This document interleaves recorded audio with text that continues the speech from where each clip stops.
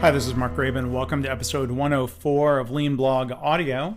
Before I get to today's episode content, I want to tell you about a webinar that Dr. Greg Jacobson and I are doing for KaiNexus here on Thursday, November 12th. It's titled Ask Us Anything, where if you register for the webinar, you can submit questions in advance. You can submit questions during the webinar. Basically, you can ask us anything about lean, continuous improvement, Kaizen, Greg being an ER doctor and an entrepreneur. I think there's a lot we can talk about. So if you want to sign up for that, please go to www.kainexus.com/webinars. So here's today's post. It's titled, It's Not Lean to Have Dysfunctional Efficiency Targets. So lean healthcare really is a global movement. Last year, when I went to Japan, we had people from all across Asia, Denmark, Canada, the US, and Saudi Arabia as part of the group. Health systems need to improve quality and patient safety, reduce waste and create better work environments, reduce waiting times, and get costs under control. These are universal challenges. And thankfully, lean is helping. Here's a story from Malaysia that caught my eye. The headline was titled, How Assembly Lines Inspired Asia's Hospitals. And you can find a link to this if you go to leanblog.org/audio104. From the article, it says, quote, Malaysia piloted the technique in Sultan Ismail Hospital in 2013. Its orthopedic clinic, which previously operated from 8 a.m. to 5 p.m., was able to clear patients by 2:30 p.m. on most days. Quote, We use lean management techniques to remove bottlenecks and focus on the speed at which processes are completed, wrote Idris Jalla, CEO of Malaysia's Performance Management and Delivery Unit, in his blog, Transformation Unplugged. Now, the article also talks about the use of lean in India. It says, take India's Narayana Hrudayalaya Hospital, set up by cardiac surgeon Devi Shetty. Using lean practices, Shetty has dramatically increased the number of heart surgeries performed, almost like a car assembly line. End of quote.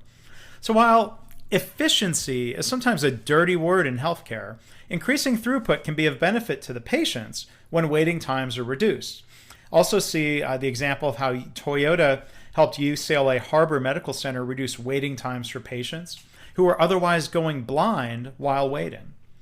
Through focusing on these efficiencies, more patients can be treated, more lives can be saved.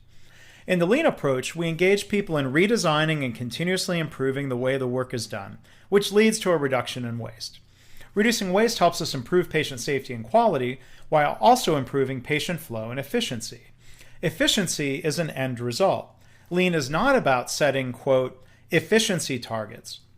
And the author of the article doesn't quite understand that, as they wrote, quote, there could, however, be downsides of the technique. Setting efficiency targets could encourage the wrong behavior from employees.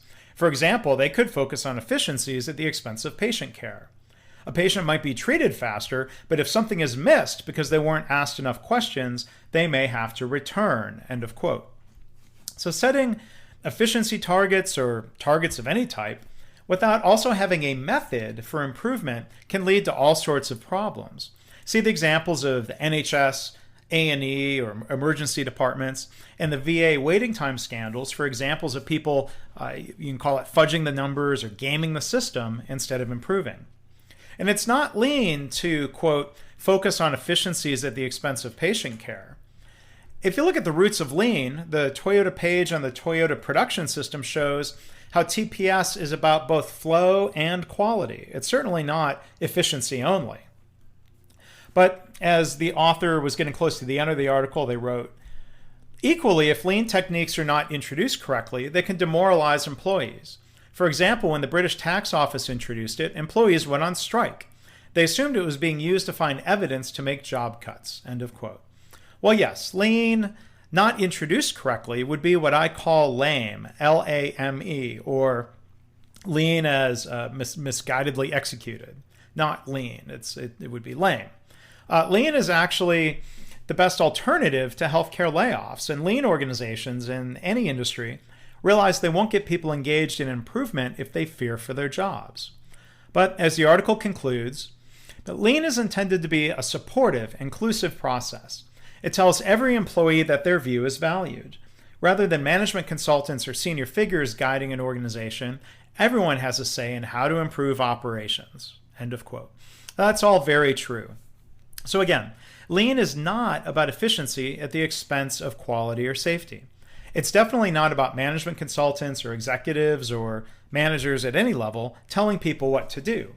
Let's hope the true spirit and practice of lean continues spreading around the world.